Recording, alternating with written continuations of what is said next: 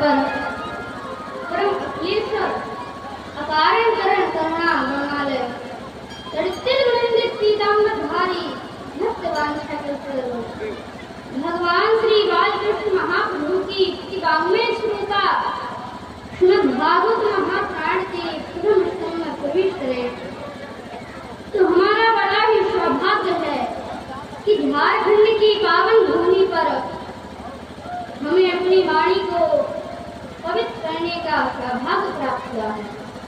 तुम्हें अपने गुरुदेव भगवान के युगल पाठ पदों में पंडित श्री विजय त्रिपाठी शास्त्री जी महाराज के युगल पाठ पदों में बारंबार दंडवत प्रणाम करता हूँ एवं मंच पर विराजमान सभी विद्युत जनों को मैं बारंबार प्रणाम करता हूँ।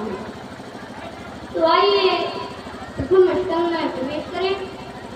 तो प्रथम स्कंद के प्रथम अध्याय के प्रथम श्लोक में श्री व्यास महाराज ने मंगलाचरण किया है। ब्रह्म सूत्र के द्वितीय सूत्र से श्री व्यास महाराज ने मंगलाचरण किया है। ब्रह्म सूत्र का पहला सूत्र है अथातो ब्रह्म जिज्ञासा और ब्रह्म सूत्र का दूसरा सूत्र है जन्माद्यस्य अर्थः। इस मंगलाचरण की विशेषता यह है कि श्री कृष्ण द्वैपायन व्यास महाराज ने इस मंगलाचरण में किसी भी देवी देवताओं का नाम नहीं लिया, परम सत्य की वंदना करते हैं व्यास महाराज। पर इस श्रीमद् भागवत में बार बार सत्य सत्य कह के भगवान श्री कृष्ण को ही पुकारा गया है। इसलिए आप सभी इस प्रथम श्लोक का कृष्णपरक अर्थ स्मरण करें। प्रातः स्मरणीय पूज्यपाद गुरुदेव भगवान पंडित श्री विजय त्रिपाठी शास्त्री जी महाराज ने इसका बड़ा ही अद्भुत अर्थ किया है। वो कहते हैं कि ऐसे हैं प्रभु बोले जन्माद्यस्य अतोऽन्वयादि ततः चार्थेभ्यश्राट् तेने ब्रह्म हृदय आदि कवये मुह्यन्ति यत्सूत्रयः तेजो वारी मदान्य धावमयो यत्र सर्वो वशा धाम्ना स्वयं सदा प्रस्तुतम् सत्यं परम धीमहि। आद्यस्य जन्मादि विकार रहतस्यापि यतः यत्र वसुदेव गृहे जन्म। जो प्रभु जन्म कर्म बंधन आदि से सर्वथा परे हैं, बिना मुक्त हैं, वो प्रभु देव की और वसुदेव की प्रेम पास में बन करके कंस के कारक धर्म में जन्म लिए और जन्म लेने की देर नहीं हुई कि भाग लिए। पश्चात कहाँ भाग लिए? यत्र गोकुले नवीन गृहे गया, जन्म तो लिए मथुरापुरी में और भाग लिए गोकुल की ओर। अर्थेषु कंस कंचनादि देवजनेषु अभिज्ञः नकुलः कुशलः। भगवान श्री कृष्ण अपना काम बनाने में तो अत्यंत निपुण है। कितने निपुण हैं? कंस ने इनको मारने के लिए कितना षड्यंत्र रूपी जाल फैलाया। सारे धन के चारों तरफ पहरेदार लगवाए, बड़े बड़े ताले लगवाए और भगवान खुशी के कारक धन में जन्म ले लिए और कंस के कारण मेहनत करनी पड़ी। चार ठीक भिज्ञश्राट् सोयसु गोपेषु राजते शोभते ससराट्।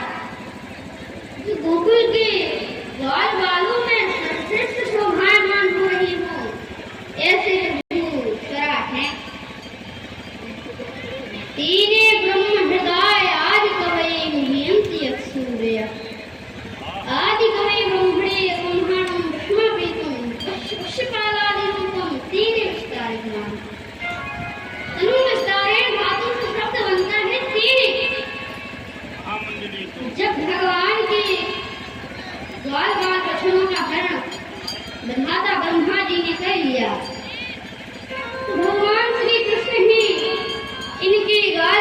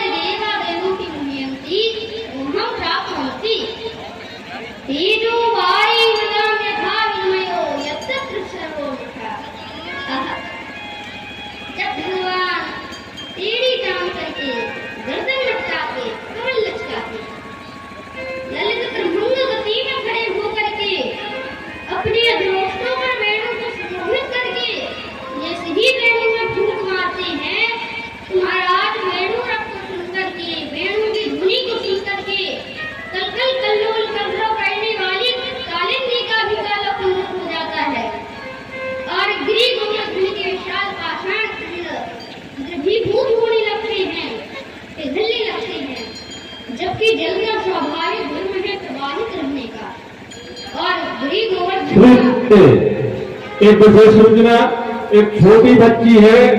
स्वाभाविक धर्म है प्रभावित रहने का, बहने का, और पाषाण खंड का धर्म है स्थिर रहने का, और दोनों में विनिमय हो जाता है। गिरी गोवर्धन के विशाल पाषाण खंड द्रवीभूत होने लगते हैं, पिघलने लगती हैं, तो जल स्तब्ध हो जाता है।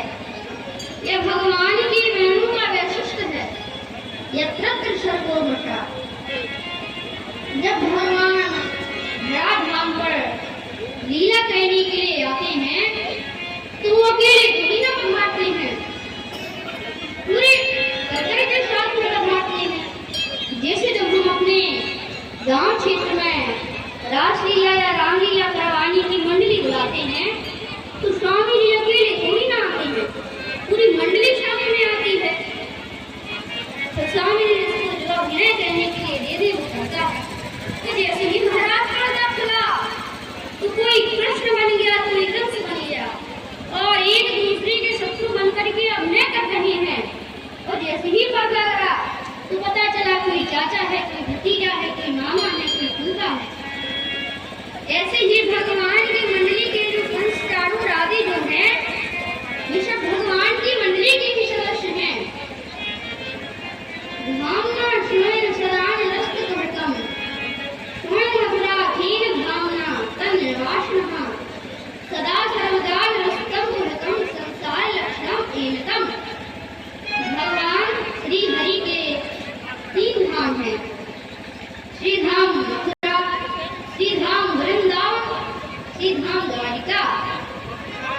और इन तीनों धामों का जो भी स्वर्ग है, स्वर्ग यानी कि परिकर है, नित्य परिकर है, शाश्वत परिकर है, और इन तीनों धामों का जो भी आश्रय लेते हैं उनका यह संसार रूपी माया जाल हमेशा हमेशा के लिए छूट जाता है। सत्यम परम